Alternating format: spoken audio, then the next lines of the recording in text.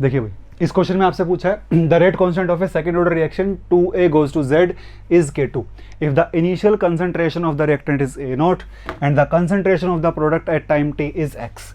Initially आपको concentration दी हुई है A0 और कुछ टाइम बाद आपको कंसंट्रेशन दी हुई है X, ठीक है। फिर आपको कहता है the linear function of time with the slope. आपको टाइम का ग्राफ बनाना है। आप टाइम का ग्राफ इनमें से किस क्वांटिटी के साथ बनाओगे कि आपका स्लोप कितना आ जाए, K2A0 आपका स्लोप आ जाए। K2 क्या है यहाँ पर, सेकंड ऑर्डर रिएक्शन का रेट कांस्टेंट।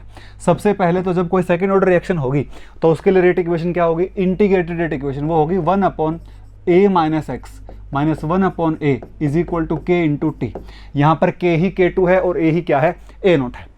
तो यहाँ पर आपको इस तरीके से अरेंज करना है कि आपको क्या करना है, टाइम का प्लॉट करना है किसी ऐसी क्वांटिटी के साथ जब आपका स्लोप क्या बन जाए, ये बन जाए।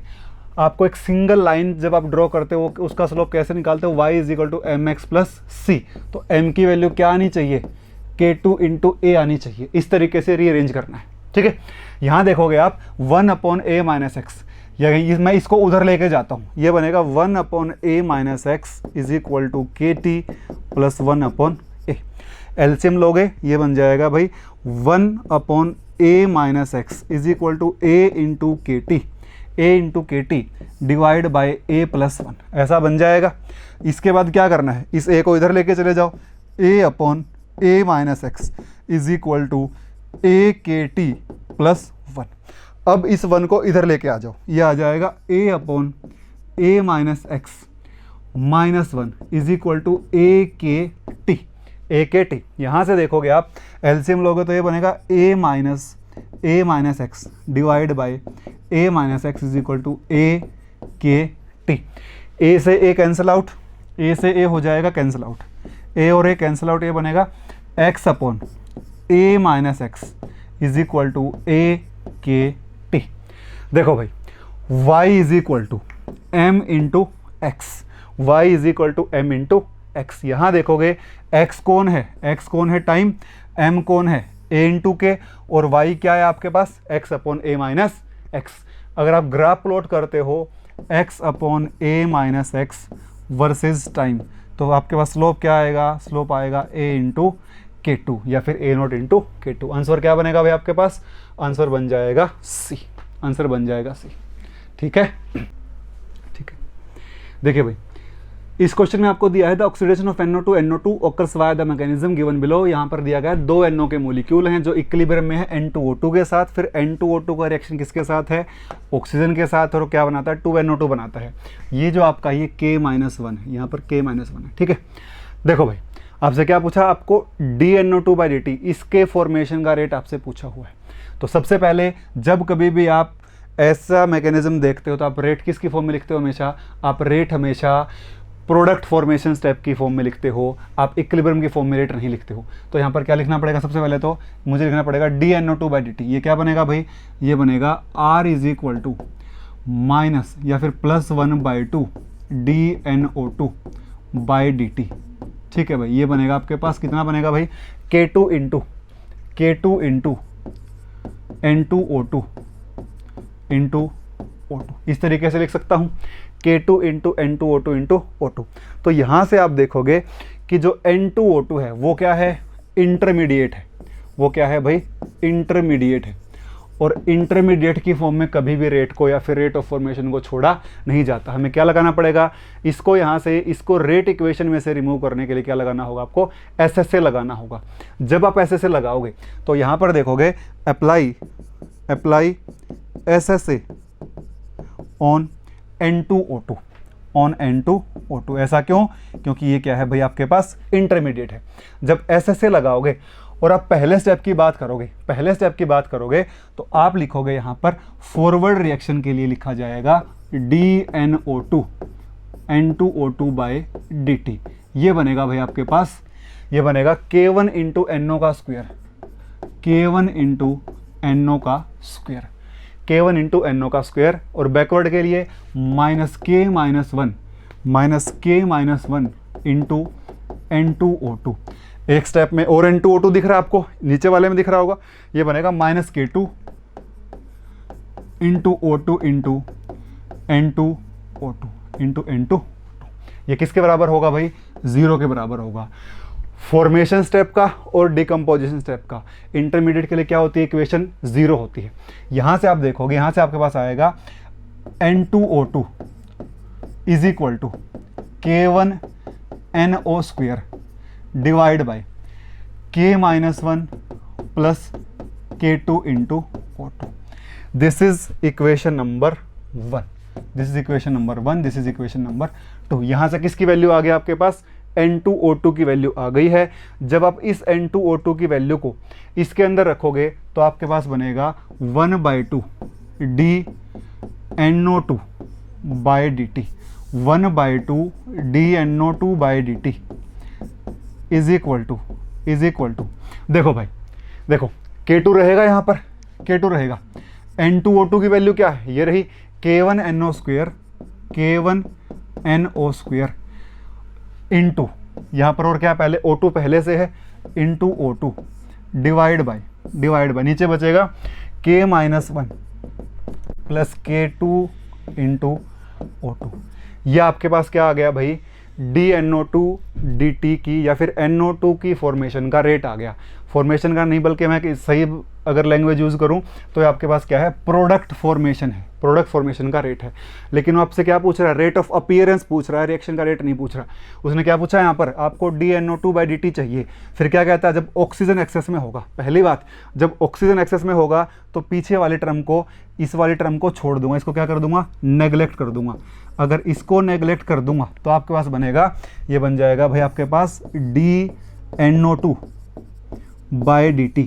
दिस विल इक्वल टू 2 को लेके चला जाऊंगा इधर, ये बनेगा twice of K1 into K2 और यहाँ पर NO का स्क्वायर और पीछे क्या भाई O2 आ जाएगा। नीचे आ जाएगा आपके पास K2 इंटू O2। देखो भाई ये हो गए कैंसिल आउट, K2 से कैंसिल और O2 से कैंसिल। क्या बच गया आपके पास, twice of K1NO square, twice of K1NO का स्क्वायर। ये आ जाएगा आंसर। लो भाई आंसर हो जाएगा आपके पास, first answer will be twice of K1NO square. देखिए भाई इस क्वेश्चन में आपसे पूछा है, पहली बार ऐसा क्वेश्चन पेपर में इंट्रोड्यूस हुआ, ऐसा क्वेश्चन कभी पहले नहीं आया है। ये कोलिजन थ्योरी और एक्टिवेटेड कॉम्प्लेक्स थ्योरी से कहीं आगे की बात है। देखिए भाई आपको एक रिएक्शन दे रखी है, पोटेशियम का रिएक्शन Br2 के साथ दिया हुआ है और फिर KBr और Br रेडिकल का फॉर्मेशन दिया हुआ है। और फिर आपसे पूछता है कि जो रिएक्शन का क्रॉस सेक्शन है, जो रिएक्शन क्रॉस सेक्शन है उसकी वैल्यू क्या होगी, रिएक्शन क्रॉस सेक्शन की वैल्यू क्या होगी आपसे पूछ रहा है। भाई बहुत बढ़िया क्वेश्चन था, पहली बार ऐसा क्वेश्चन इंट्रोड्यूस किया है CSIR नेट में। देखो इसमें होगा तो होता क्या है, इसको बोलते हैं हार्पून मैकेनिज्म के थ्रू रिएक्शन जाएगी। कौन से मैकेनिज्म के थ्रू, हार्पून मैकेनिज्म के थ्रू जाएगी। जिसमें क्या होगा, सबसे पहले जो पोटेशियम है वो एक इलेक्ट्रॉन का ट्रांसफर करेगा किसको, Br2 को, एक इलेक्ट्रॉन का ट्रांसफर करेगा किसको, Br2 को। जब ये इलेक्ट्रॉन का ट्रांसफर Br2 को करेगा तो इसके बाद क्या होगा भाई, इसके बाद आपके पास बनेगा पोटेशियम प्लस और Br2 माइनस। और अगले स्टेप में क्या होगा, अगले स्टेप में ये बन जाएगा KBr और पीछे बन जाएगा Br रेडिकल। ऐसा यहाँ पर आपको देखने को मिलेगा, ठीक है। देखिए भाई इस पूरे स्टेप में क्या हुआ है, इस पूरे स्टेप में एक तो पोटेशियम की आयनाइजेशन एनर्जी काम में आई है और एक Br2 की इलेक्ट्रॉन एफिनिटी काम में आई है। तो जब इस पूरे रिएक्शन के लिए एनर्जी चेंज लिखा जाएगा तो उस एनर्जी चेंज का फॉर्मूला होगा delta E is equal to ionization energy of potassium minus electron affinity of Br2 minus E square by 4 pi epsilon r, minus E square by 4 pi epsilon r। और harpoon mechanism के according जब ऐसा होगा तो overall energy change क्या होगा, 0 होगा। यही खास बात इसमें थी कि जब जो पोटेशियम है वो ब्रोमीन के क्लोज आ जाएगा तो इस मैकेनिज्म में जो ओवरऑल एनर्जी चेंज होगा वो क्या होगा, 0 होगा। और आपसे पेपर वाला पूछ रहा है reaction cross section. Reaction cross section क्या होता है भाई, कोलिजन थ्योरी के अकॉर्डिंग या फिर अब कहीं भी रिएक्शन क्रॉस सेक्शन देखते हो तो कितना एरिया अवेलेबल है कोलिजन करवाने के लिए, वो क्या होता है, रिएक्शन क्रॉस सेक्शन होता है। और एरिया कैसे निकलता है, पाई r स्क्वेयर। क्वेश्चन में सब कुछ आपको गिवन है पर r आपको गिवन नहीं है। देखते हैं भाई यहाँ से क्या आ जाएगा आपके पास, यहाँ से आ जाएगा ionization energy minus electron affinity is equal to e square by 4 pi epsilon r, e square by 4 pi epsilon are.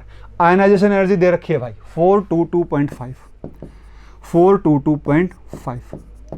इसमें एक और ध्यान रखना था आपको, यूनिट का भी ध्यान रखना था, यूनिट में आपसे गड़बड़ होगी पक्का। इलेक्ट्रॉन एफिनिटी दे रखी है Br2 की 250 माइनस 250 किलो जूल है भाई, जूल में कर लेता हूँ, गुणा 10 की पावर 3, ये बनेगा जूल पर मोल, जूल पर मोल। उसके बाद है भाई आपके पास is equal to e square by 4 pi epsilon की वैल्यू दे रखी है 2.3 इंटू 10 की power minus 28 joule metre divide by r, divide by r. सही बात है भाई, आपको रेडियस निकालना है यहाँ से। यहाँ देखोगे आप, यहाँ तो जूल है, यहाँ तो जूल है, देखो जूल से तो जूल कैंसिल आउट हो गया, जूल से तो जूल कैंसिल आउट हो गया, मुझे आर मीटर में चाहिए, मुझे आर मीटर में चाहिए। तो यहाँ पर पर मोल एक्स्ट्रा बचा, पर मोल काटने के लिए क्या करना होगा आपको, पर मोल को हटाने के लिए आपको एवोगैड्रो नंबर से डिवाइड करना होगा। उसकी भी वैल्यू आपको दे रखी है 6.0233 नहीं 6 इंटू 10 की पावर 23 मोलिक्यूल पर मोल। अब देख भाई, पर मोल से पर मोल भी उड़ गया, क्या बचा बस आर आपके पास, आर की वैल्यू आपके पास यहाँ से आएगी, R is equal to 2.3 into 10 to power minus 18 divide by 28 है भाई, 28 10 की पावर माइनस 28 डिवाइड बाय ये रहा 422.5 422.5 माइनस 250 इंटू गुणा में भी लिख रहा है भाई कुछ 10 की पावर 3 लिख रहा है, 10 की पावर 3। यहाँ से क्या निकल जाएगा, रेडियस निकल जाएगा, यहाँ से क्या निकल जाएगा, रेडियस। और रिएक्शन क्रॉस सेक्शन कैसे निकालोगे, पाई आर स्क्वायर से निकाल लोगे। क्या करना होगा, सीधा यहाँ पर आ जाएगा reaction cross section is equal to pi R square, simple इस फॉर्मूले से निकाल लोगे, आंसर बन जाएगा आपके पास 2 गुणा 10 की पावर माइनस 18। आंसर बन जाएगा भाई 2 गुणा 10 की पावर माइनस 18। सोल्व कर लेना, इसमें कोई खास बात अब बची नहीं है। तो आपको फोकस करना है हार्पून मैकेनिज्म के ऊपर, पहली बार पेपर में आया है, पहली बार इंट्रोड्यूस हुआ है, आगे भी इंट्रोड्यूस, इसमें से कुछ एक्स्ट्रा आपसे पूछा जा सकता है, ठीक है। अगले क्वेश्चन में, इस क्वेश्चन में आपसे पूछता है भाई the reducible representation gamma in the table is equal to the following superposition of the irreducible representation of C2V point group. आपको एक नीचे रिड्यूसिबल रिप्रेजेंटेशन दे रखी है और जो कहता है वो इन सभी के सुपरपोजिशन से बनी हुई है। फिर आपसे पूछता है कि इसके अंदर कौन सी इरिड्यूसिबल प्रेजेंट है, कौन सी इरिड्यूसिबल प्रेजेंट है। देखो भाई, क्या यूज करना, simple standard reduction formula, standard reduction formula, बिल्कुल सिंपल, बिल्कुल इससे सिंपल सवाल हो ही नहीं सकता। क्या होता है, number of irreducible representation is equal to 1 divide by order summation NIR, summation NIR। N क्या कोफिशिएंट, आई क्या इरिड्यूसिबल रिप्रेजेंटेशन, आर क्या रिड्यूसिबल रिप्रेजेंटेशन। मान लो मुझे A1 देखना है, मुझे देखना है भाई A1 कितने होंगे, ऑर्डर है इसका 4, ऑर्डर है 4, तो simple 1 into 1 into 8 plus 1 into 1 into minus 2 plus 1 into 1 into minus 6 1 into 1 into 4, सीधा लिखता हूँ 8 माइनस 2 माइनस 6 और प्लस 4। ये कभी नेगेटिव या फ्रैक्शन नहीं आएगा। तो देखो यहाँ पर यह आ रहा 1, दिस इज इक्वल टू 1, ये 1 आ गया। उसके बाद मुझे A2 देखने, A2 के लिए भी भाई 1 डिवाइड बाय ऑर्डर। अब ऊपर वाले को भूल जाओ, ऊपर वाले को भूल जाओ, क्या करोगे, देखो 1 इंटू 1 इंटू 8, 1 इंटू 1 इंटू 8, यहाँ आ जाएगा 8। उसके बाद 1 इंटू माइनस 2, यह आ जाएगा माइनस 2। उसके बाद भाई 1 इंटू माइनस 1 इंटू माइनस 6, ये प्लस का 6। उसके बाद 1 into minus 1 into 4, this is minus 4, यह आ जाएगा भाई आपके पास 4 2 6, ये वैल्यू आ जाएगी 2। उसके बाद अगर B1 देखना चाहूँ तो 1 डिवाइड बाय ऑर्डर फिर से, 1 डिवाइड बाय ऑर्डर फिर से, तो ये आ जाएगा। अब इसको भूल जाए एक बार के लिए, अब B1 के ऊपर फोकस कर लेते हैं, इसके ऊपर 1 इंटू 1 इंटू 8। उसके बाद माइनस 2 माइनस 1 और 1, 2 आ जाएगा प्लस का, माइनस 6 1 और 1 माइनस 6, 4 माइनस 1 और माइनस 4, ये आ जाएगा भाई आपके पास। B1 तो 0 ही आएगा, मेरे ख्याल से 0 ही लग रहा है मुझे। B1 आ जाएगा 0, एक सेकंड में फिर से देख लेता हूँ। 8 into 1 into 1 8 minus 2 1 2 minus 6 minus 6 minus 4, सही है। ये आ जाएगा भाई आपके पास 6 4 10 0। और अगर आप B2 निकालोगे तो देखो भाई 2 और 1 3, टोटल कितने हैं 8, 8 में से 3 गया 5, डायरेक्ट बच जाएंगे 5। ये आ जाएगा आंसर आपके पास A1 + 2A2 + 5B2। B will be the answer, answer बन जाएगा B, आंसर बन जाएगा भाई B। ठीक है,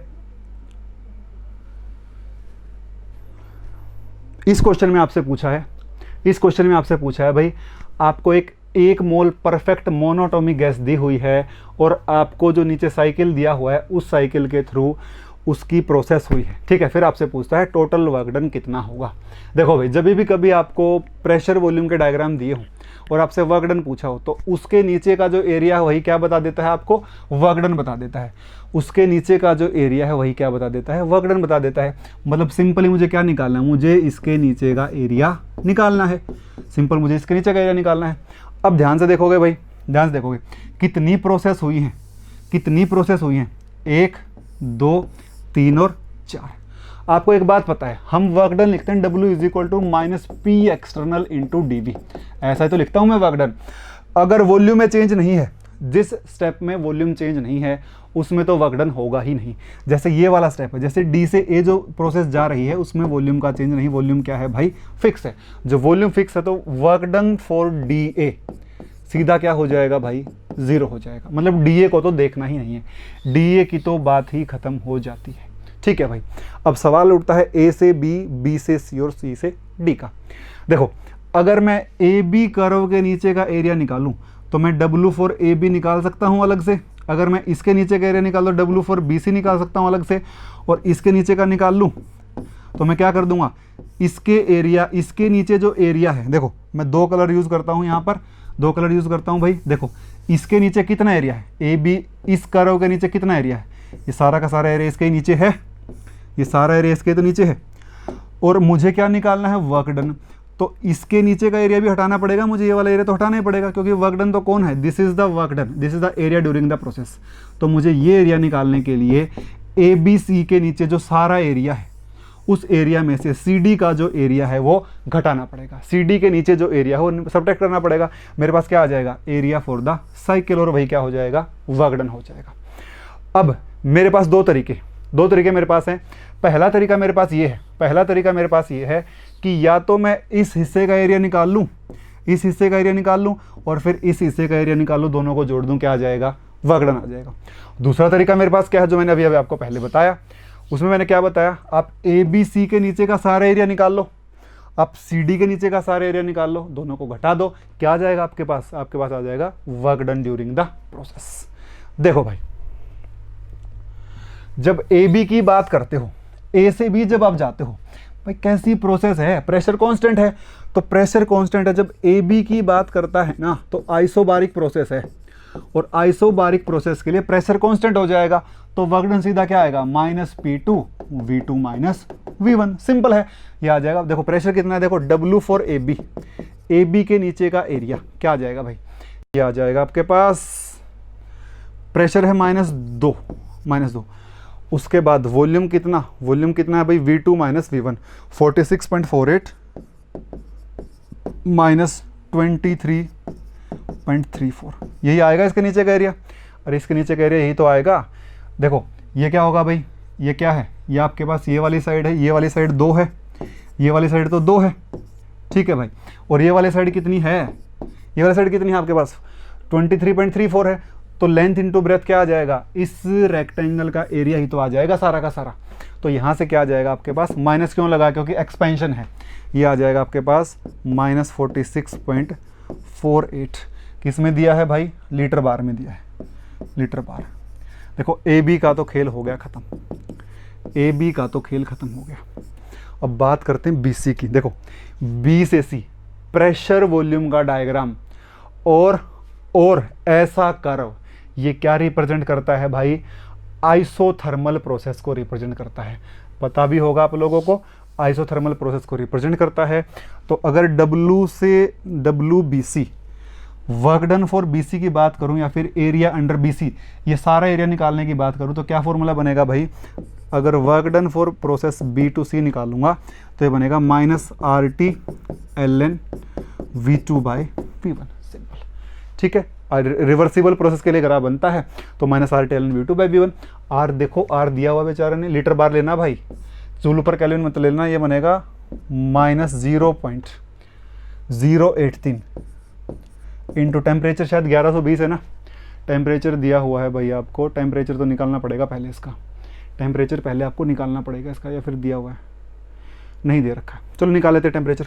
देखो ए पॉइंट की बात करते हैं, ए पर प्रेशर दिया है 2, वॉल्यूम दिया है भाई आपको 23.34, ठीक है, नंबर ऑफ मोल दिया है 1, गैस कांस्टेंट दिया है भाई आपको 0.083, ठीक है, टेम्परेचर निकालना है। PV is equal to NRT, T is equal to PV by R, N तो 1 है, T is equal to pressure कितना भाई 2 इंटू 23.34 डिवाइड बाई 0.083, यहाँ से क्या आ जाएगा, टेम्परेचर आ जाएगा, यहाँ से क्या आ जाएगा, टेम्परेचर आ जाएगा, यहाँ से इस पॉइंट का टेम्परेचर आ जाएगा, और हमें तो बी का टेम्परेचर चाहिए ना, सही बात है, बी के लिए तो 46.48 यूज़ करना पड़ेगा भाई, 46.48 यूज़ करना पड़ेगा, 46.48 यहाँ पर लिखना पड़ेगा, 46.48 क्योंकि यहाँ से यहाँ तक जाने में तो टेम्परेचर चेंज हो गया होगा। अब टेम्परेचर निकाल लेते हैं यहाँ से, ये बनेगा भाई आपके पास, ये बनेगा 2 इंटू 46.48 डिवाइड बाई 0.083, 1120 भाई, सही बात है, 1120 केल्विन, ठीक है, ये वाली वैल्यू यहाँ पुट कर देनी है, 1120 इंटू एल एन कितना भाई, V2 कितना है 92.96 डिवाइड बाई V1 कितना है 46.48, देखो ये आ जाएगा W4BC, ठीक है, AB का निकाल दिया और BC का निकाल दिया, अब किसका चाहिए, C से D का चाहिए, अब किसका चाहिए भाई, C से D का चाहिए। जब C से D की बात करोगे, जब C से D की बात करोगे तो आप देखोगे भाई C से D तो आइसोबारिक प्रोसेस है, अगर C से D आइसोबारिक प्रोसेस है तो सिंपल फॉर्मूला लग जाना अब तो, W is equal to W4CD, compression है पॉजिटिव आ जाएगा साइन, सोचने की जरूरत नहीं है, 1 इंटू P2 इंटू V2, ये रहा V2 23.24 माइनस 92.96, ठीक है भाई, ये रहा W4CD। क्या करना है आपको, आपको करना क्या है, इसको जोड़ दे, इस वाले को जोड़ दो, इस वाले को जोड़ दो, और दोनों में से इसको घटा दो, इसको जोड़ दो, इसको जोड़ दो, दोनों में से इसको घटा दो, जैसे इसको घटा दोगे आंसर आपके पास बन जाएगा -418081 के आसपास, -4183 के आसपास आंसर आ जाएगा, आंसर होगा भाई इसका बी, आंसर हो जाएगा बी। कैलकुलेशन तो कर ही सकते हो, ठीक है, तरीका इसका यही था, तरीका इसका यही था। दूसरी बात ऐसा क्वेश्चन भाई, ये दूसरी तीसरी बार पेपर में क्वेश्चन आया है तो आपको ध्यान रखना पड़ेगा, ये जेई लेवल का क्वेश्चन है, वैसे तो नेट में पहले ऐसे क्वेश्चन आते नहीं थे, रेयर ही कभी आपसे ग्राफ से एरिया निकलवाता, बहुत रेयर ऐसा चांस होगा कि आपको नेट के एग्जाम में ग्राफ से आपसे एरिया निकलवाया जाएगा, लेकिन आपको ये आना चाहिए, आपको प्रेशर वॉल्यूम डायग्राम से भी वगैरह निकालना आना चाहिए, आपको टी और पी डायग्राम से भी निकालना आना चाहिए, और आपको टी और वी डायग्राम से भी निकालना आना चाहिए, या फिर आपको टेम्परेचर प्रेशर को प्रेशर वॉल्यूम में कन्वर्ट करना आना चाहिए, ये ज़रूरी, बहुत बेसिक चीज़ें हैं भैया। तो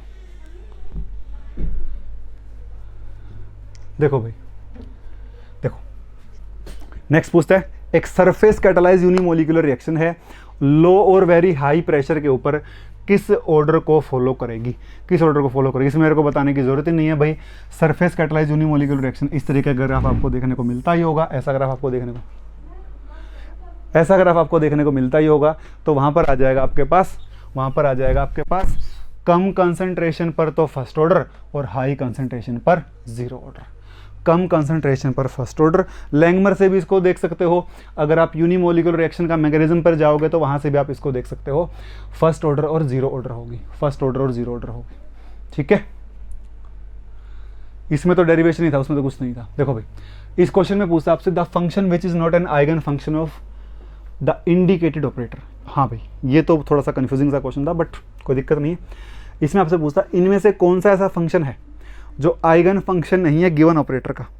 देखो भाई, दो ऑप्शन तो खत्म ही हो जाते हैं। देखो सी में क्या होगा, जब आप dy dx को लगाओगे ना कोस के ऊपर, जब पहली बार लगाओगे तो क्या बन जाएगा, साइन पाई एक्स बाय 4 और पाई बाय 4 आ जाएगा बाहर, यहाँ रहेगा डी बाई डी एक्स।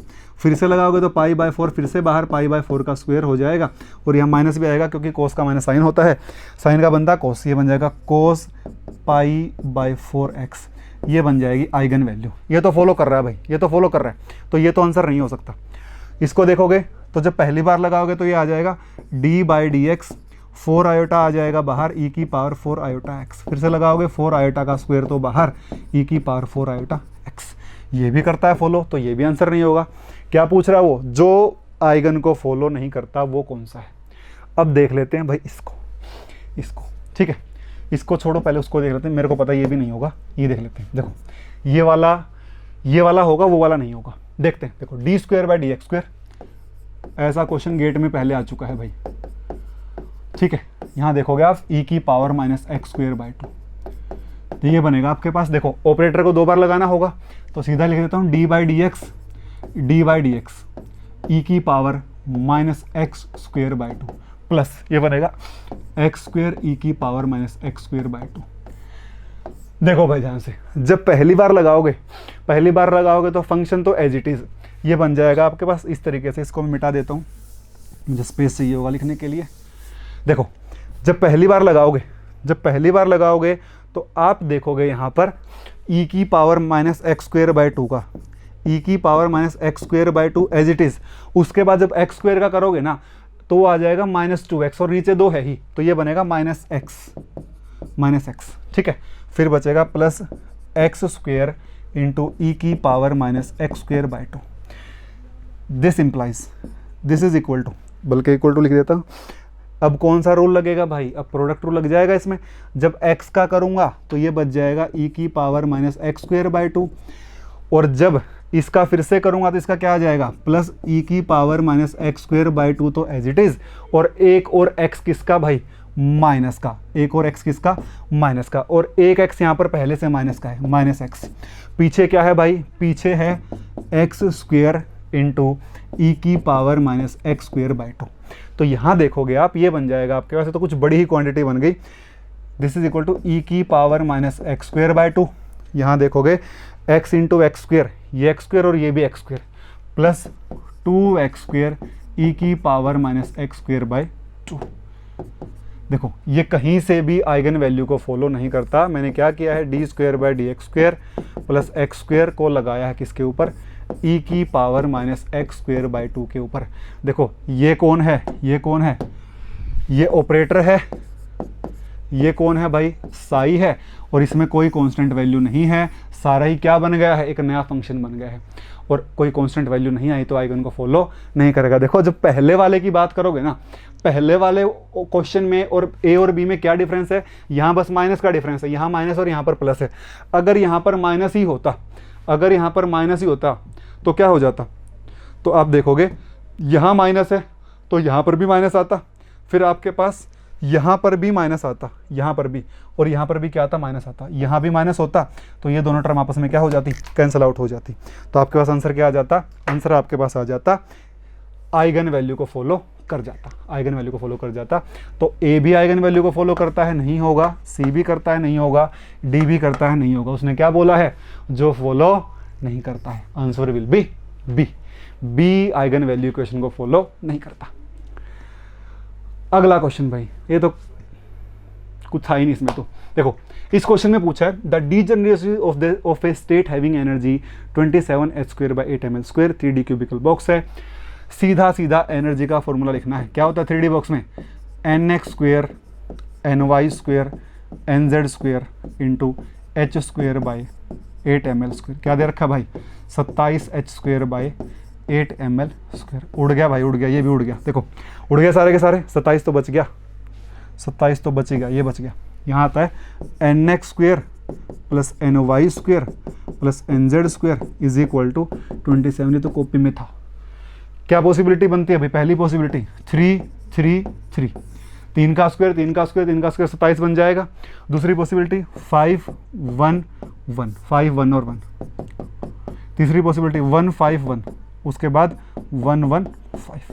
ये भी क्या बनेगा, कितनी पॉसिबिलिटी होगी, 4, और ये भी गलत कर दिया था। ठीक है, ये आ जाएगा भाई 4। ये था सेशन नेट प्रीवियस ईयर दिसंबर 2019। ठीक है, थैंक यू।